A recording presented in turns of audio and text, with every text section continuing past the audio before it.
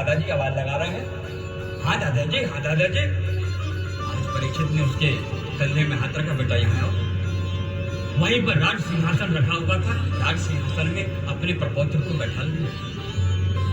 अपनी जो आंचल थी, जो इनका राज सिंहासन का आवरण, वो सफेद चादर उड़ा दी। पास में मुकुट रखा था, तिलक। तो बच्चा कह रहा, ताऊ जी क्या कर रहा है, उसको समझ में नहीं आ रहा है। और तभी कल जब आपने कथा सुनी, पितामह भीष्म के पास उस रणांगन में भगवान कृष्ण सबको ले गए थे। और जैसे ही पितामह को थोड़ी सा होश आया था, कन्हैया को देख करके कन्हैया ने पितामह से कहा था, पितामह ये बड़े भैया हस्तिनापुर के राजा बन गए हैं, लेकिन ये राजा तो बन गए हैं, लेकिन इनके मन में, इनकी बुद्धि में अभी तक मोह की, ये ममता की जो रतौंधी है, जो मोतियाबिंद है, वो छाया है। इनको राज्य करने का, अनुशासन करने का ज्ञान नहीं है। और मैं चूंकि छोटा हूँ, मैं इनको समझा नहीं सकता था, तो आप इनको जो है सांख्य योग, राजयोग, धर्म योग, ज्ञान योग, ऐसे नवधा भक्ति का ज्ञान दीजिए। और उस समय जो पितामह भीष्म थे, उन्होंने ज्ञान दिया था कि हे युधिष्ठिर, यदि तुम्हारी प्रजा, तुम राजा हो, पहली बात तो कभी किसी संत का, किसी ब्राह्मण का अपमान मत करना, निरादर नहीं करना। तुम्हारे पास जो भी टूटा फूटा हो, उनको दे करके भेंट देना, प्रणाम कर लेना। यदि तुम सावकाश में हो तो उनको बढ़िया बैठा के अन्न, भोजन, आसन, व्यवस्था और सब अस्त्र वस्त्र दान कर। नहीं है तो, लेकिन अपमान मत करना कभी ब्राह्मण का या किसी संत का। दूसरा, यदि तुम्हारे राज्य में कोई शत्रु हो, कोई दुष्ट हो, तुम्हारा विरोधी हो और पकड़ लिया जाए, तो दंड देने के पहले यदि वो बार बार तुमसे क्षमा मांगे, बार बार तुमसे अनुग्रह विग्रह करे, कान पकड़े, तो एक बार क्षमा कर दे। लेकिन बार बार गड़बड़ करे तो छोड़ना नहीं पाकिस्तान। एक बार में समझते ही नहीं, तब तो फिर ठीक कर देना कह रहे हैं। और तीसरी बात कही थी कि यदि कोई हमारी स्त्री, कोई हमारी बहन बेटी के ऊपर कोई नजर उठाए, उनकी इज्जत पर लांछन लगाना चाहे, और ये तुम ताकतवर हो, तुम क्रोधा हो, तो उसको दंड देना, मृत्यु दंड देना। इसी भाषा पे जैसे ही तीसरी उक्ति दिया था इस भीष्म ने, तब वहीं खड़ी हुई थी पांचाली, द्रौपदी, उस सभा में, उस रणांगण में। पांचाली को हंसी आ गई कि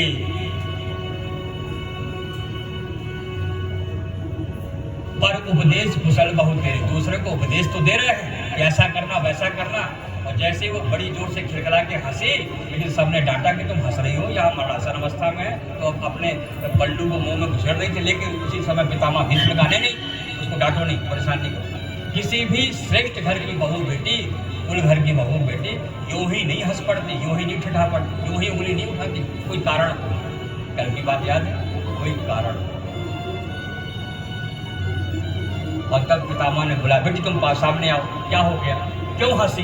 बोले कुछ नहीं पितामह, गलती हो गई। अरे कुछ नहीं बेटी, मुझे पता है, कुछ कारण तो है। और तब बेटी ने थोड़ी सा ताकत लगाकर ढालस वाला के कहा था कि पितामह, अभी आप बड़ी ज्ञान की लंबी लंबी बात कर रहे थे कि ऐसा करना, वैसा करना, और कुल में, परिवार में, देश में, कहीं भी जाने अनजान जगह किसी स्त्री के ऊपर, किसी बेटी के ऊपर, किसी महिला के ऊपर कोई दुष्टि, किसी तरह का अत्याचार, अनाचार कर रहा हो, तो तुम यदि ताकतवर तो उसको बचा लेना, पाप होने से बचाना। और यदि तुम पुरुषार्थहीन हो, कहना चाहिए कि थर्ड जेंडर हो, तो फिर अपनी आंखें नीचे करके भाग जाना।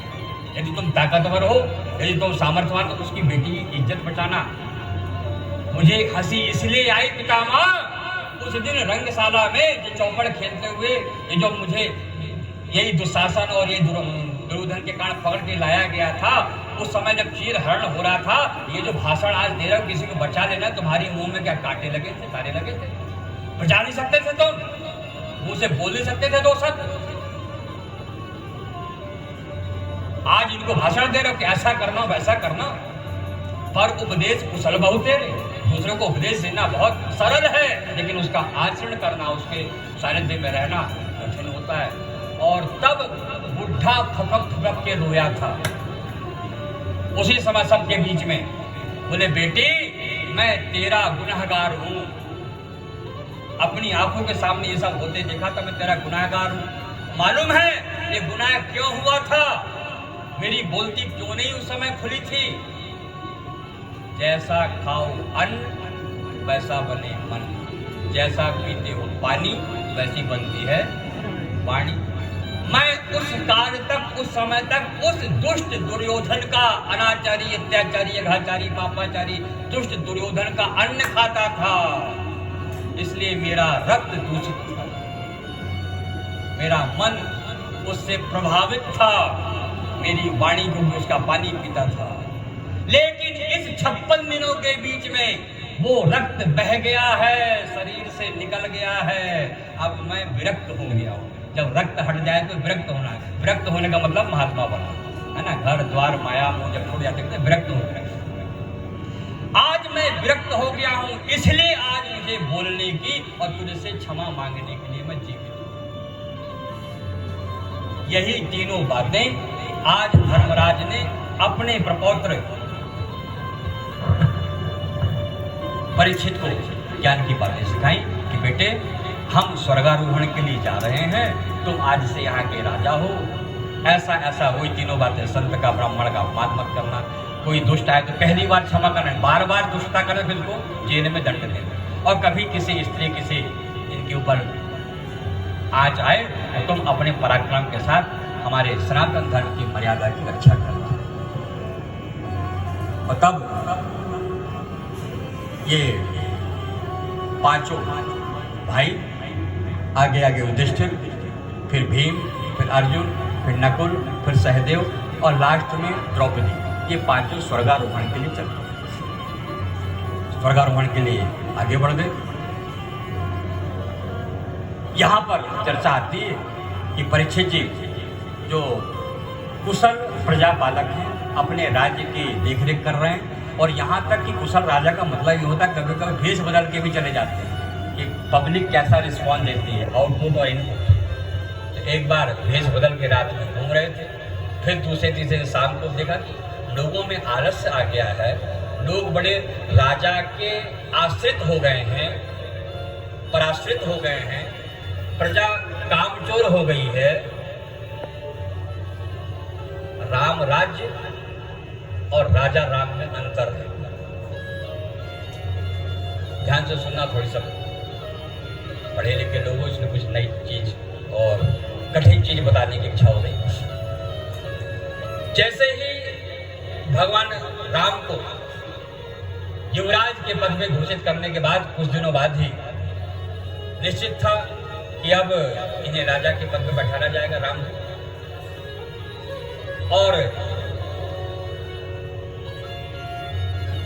भगवान राम ने देखा कि माँ कौशल्या प्रेम करती है, लाड़ करती है, वो सगी माँ है, माँ मातृत्व तो है उनके भीतर। जो सुमित्रा है ये मित्रवत व्यवहार करती है, सबको लेके चलती है, पूरे घर को संभाल के चलती है। कैकेयी माँ जो है वो विद्वान है, वो ज्ञानी है। कैकेयी माँ जो है, कभी पढ़ना हो तो आप पढ़े होगा आपने, ये बहुत बड़ी वीरांगना तो है ही, बड़ी ज्योतिषी है, भविष्यवक्ता है, ये अद्भुत कैकेयी की महिमा है। और इसलिए जब भी राजा में, प्रजा में, घर के किसी भी कार्यक्रम में जब कैकेयी माँ कुछ आदेश देती है, निरीक्षण करती है, परीक्षण करती है, तो राजा दशरथ को भी चुप हो जाना पड़ता है।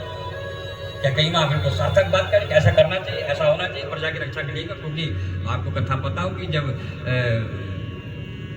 चतुर्दिक चारों दिशाओं को जीतने के बाद राजा दशरथ सम्राट बन करके लौट रहे थे, कैकेयी को यहाँ से लेकर के, कभी छोटे मोटे राज्य के राजाओं ने जो है इनके ऊपर आखेट कर दिया था। सेना थी नहीं क्योंकि बहू को लेकर के आ रहे थे। तब राजा जनक घबरा गए थे कि मैं कैसे अपने आप को बचाऊं, इस बहू को बचाऊं, क्या करूं। और ऐसे तीर भी लग गए थे कि भव्य रामायण में और आध्यात्म रामायण में चिंतन है कि लहूलुहानित हो गए थे राजा दशरथ। और तभी कैकेयी ने कहा कि महाराज आप पीछे आओ, भाग लो मेरे हाथ में दो। अरे बोले तू? बोले हाँ। और तब जब इसने चारों तरफ रथ को बिल्कुल हवा की तरह घुमाया और चतुरंगी सेना से अपने मुंह से बाण, यहाँ से भाला वहां फेंकना शुरू किया और भगवान अपने पति को जीवित बचा लिया। तब दो वरदान मांगा दिया था कि भाई तूने आज मेरे प्राण बचाए हैं, जो तुम कहोगे मैं तुमको दूंगा। उन्होंने कहा जब समय आएगा तो देखा जाएगा। क्या कही राजा राम युवराज राम कैकेयी के कमरे में गए और कैकेयी उस समय मालूम कहाँ बैठे थे? अपने ग्रंथालय में बैठे थे, अपने पुस्तकालय में बैठे, वहां पुस्तक का विवेचन कर रहे थे। राजमहल में हर तरह के कमरे थे, मनोरंजन जैसे राष्ट्रपति का भवन होता है, वहाँ राष्ट्रपति के भवन के अंदर जो है सब कुछ होता है दुनिया का। थिएटर भी वही है, बाजार भी वही, दुकान भी, भले ही खरीदने वाले केवल अकेला राष्ट्रपति, लेकिन पूरी व्यवस्था होती है, उसको बाजार नहीं जाना पड़ता राष्ट्रपति। ऐसे ही क्योंकि दशरथ का जो दरबार था उसमें भी ऐसे ही मान लो गुस्सा होना तो कोई भवन अलग था कुछ पीना खाना तो कमरा अलग है, कुछ अच्छा करना तो उसके लिए भजन के लिए अलग। तो आज ग्रंथालय में बैठी हुई थी, ग्रंथ का पट्टी पलट रही थी। जैसे ही राम ने माँ के देहरी में गुहार लगाई, माँ को मैं दंडोत पड़ा, अरे राम बेटे आओ मेरे पास बैठो। माँ ये आपका ग्रंथालय बहुत अच्छा पुस्तकालय। जब जीवन में ग्रंथियां पड़ जाती हैं, गांठें बनती हैं, तो ग्रंथ ही निर्गंथ करते हैं। किताबों में ही उनका अर्थ निकला होता है, उनका उत्तर होता है। और ये सामर्थ्य जो पढ़ता है वो संत बताता है, ग्रंथ निर्गंथ और फिर वो संत। माँ मैं आपके पास एक ग्रंथि लेकर के आया, समस्या लेकर के ही आया हूं। अरे बेटा क्या हो गया तुम्हें? बोले माँ पिताजी मुझे राजा बनाना चाहते हैं, गद्दी में बैठाना चाहते हैं, लेकिन मैं नहीं बैठना चाहता। मैं अभी अपरिपक्व हूं। मैं साधन के, अब शब्द बड़े कठिन भी होंगे समझना, उसको मैं ज्यादा डिस्कस करूंगा, टाइम खराब होगा। मैं साधन के आविर्भूत नहीं होना चाहता कि मुझे साधन मिल गया, संपन्नता हो गई, बढ़िया कुर्सी मिल गई, शासन मेरे को मिल गया तुरंत। मैं एक ही झटके में जो है साधन के अधीनस्थ नहीं होना चाहता हूं। मैं चाहता हूं कि पहले हम साधना करें, साधें अपने आप, और उस साधना के लिए मैं राजा भर नहीं बनना चाहता कि मुझे दुनिया। आओ भैया सुनिए, 2 मिनट कहाँ बैठे, यहीं बैठाते हैं, यहीं आ जाओ। मैं साधन संपन्न नहीं होना चाहता। अभी 2 मिनट बैठते हैं। मैं साधना करना चाहता हूँ, जानना चाहता हूँ दुनिया को। और मैं केवल इस 4 दीवारी के अंदर महल की इस चमक चौध में नहीं, मैं बाहर जाके जिसके ऊपर मुझे राज्य करना है, तो अपनी प्रजा से मैं आइकॉनिक बनाना चाहता हूँ, कॉन्टेक्ट करना चाहता हूँ, उनसे दिल मिलाना चाहता हूँ। ज्यादातर होता यह है बहनों कि हम तुम मिल करके पार्षद चुन लेते हैं। जब 4-5 लोग खड़े होते तो हमको कौन सा पार्षद चाहिए, हम तुम जो वोट दे करके अपना विधायक चुन लेते हैं, हम लोग चुनते हैं ना। तो वो जो चुना हुआ प्रतिनिधि है वो जनता का के द्वारा चुना गया है, और तब जनता उसके ऊपर अधिकार रखती है कि हमने तुम्हें चुना, तुम्हें ये आकर के झाड़ू लगानी पड़ेगी, हमने तुम्हें चुना इसलिए हमारा नल ठीक कराओ। यही होगा ना। वो राजा है कि वो हमारा पिछलग्गू बन गया ना। और यदि कुछ कचरा पड़ा भी हो, कुछ गंदगी पड़ी हो, तो हम लोग फोन करते कि आके साफ करो, आके फलाना करो। मतलब हम निकम्मे हैं, हम राज आश्रित हो गए हैं, प्रजा आश्रित हो गई है, प्रजा ने अपना स्वावलंबन छोड़ दिया है।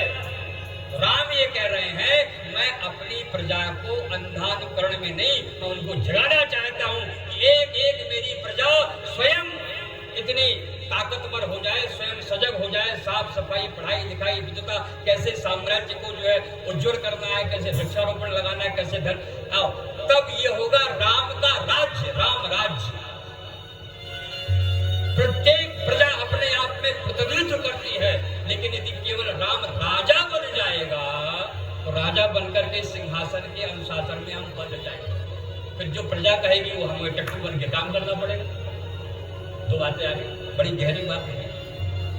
तब राम ने कैकेयी को वचन दिया कि माँ आप विद्वान हो, आप मेरे लिए इतना तो कर सकती हो। तो वो छुपे हुए वचन, अपने वादे पिताजी से, क्योंकि दोनों माँ तो प्यार में लाड़ में महत्व में है, वो बोलेंगे नहीं। तुम थोड़ी कठोर हो, तुम अनुशासन करती हो ना, तो तुम अपने, आज कैकेयी ने भी कहा कि वाह बेटे वाह, तेरे जैसे अंदर के इन श्रेष्ठ भावों को मैं आज जानकर के मैं गदगद हुई, और तेरे जैसे राम राजा ने राम राज्य की स्थापना के लिए मुझे भले कलंक लगे, मैं सहन हुई, लेकिन मेरा बेटा सबके दिल में राज्य करेगा। अभी तो तुम्हारे दिल में राज्य नहीं करता कोई। हम चिढ़ते हैं अपने विधायक से, अपने पार्षद के, हराम को ऐसा नहीं किया, उसने ऐसा नहीं किया, होता है कि तुम्हारे भीतर संभावना आती है कि हमारे पार्षद को बहुत, देखो पार्षद जी कोई सुन रहा है तो बुरा मत मानना। मुझे पता नहीं यहाँ कौन पार्षद है कौन विधायक। और कल परसों विधायक जी आने वाले हैं यहाँ पर, हमारे रोहाणी। परसों फोन आया था मेरे पास कि कब आना है मैंने तो हमने कहा तुम जाए जब तुम तो अशोक हो भाई, बिना शोक के शायद कल या परसों आएंगे। खैर, तो आज यहाँ पर मैं चर्चा कर रहा था कि ये जो परीक्षित जी हैं, ये भी ऐसे ही अपनी प्रजा की देखरेख के लिए स्वयं आगे बढ़ते हैं। और उसी समय हुआ ये कि कलयुग प्रवेश करने, क्योंकि युग तो आता ही है। देखना, युग परिवर्तन से